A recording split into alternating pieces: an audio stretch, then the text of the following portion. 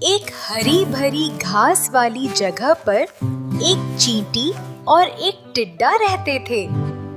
चींटी रोज सुबह जल्दी उठकर खाना इकट्ठा करती, दाने उठाती और अपने घर में रख देती थी। वह मेहनत करती थी और भविष्य के बारे में सोचती थी। दूसरी तरफ टिड्डा सिर्फ गाता, कूदता और मजे करता रहता था। वो चींटी पर हंसता और कहता, तुम इतनी मेहनत क्यों करते हो? आज मजा करो। चींटी प्यार से जवाब देती है, आप कल के बारे में नहीं जानते, इसलिए कड़ी मेहनत जरूरी है। फिर कुछ समय बाद सर्दी आ गई, घास सूख गई और खाना मिलना मुश्किल हो गया। टिड्डा भूखा रहने लगा और ठंड से कांपने लगा।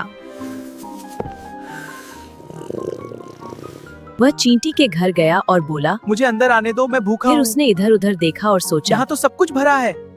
मुझे बहुत भूख लगी है, कृपया मेरी मदद करो। हाँ जरूर, तो हमेशा मुश्किल वक्त के लिए तैयार रहना चाहिए, इसलिए मेहनत जरूरी होती है। शुक्रिया चैंती, अब समझ आया। कोई बात नहीं, मेहनत करूँगा।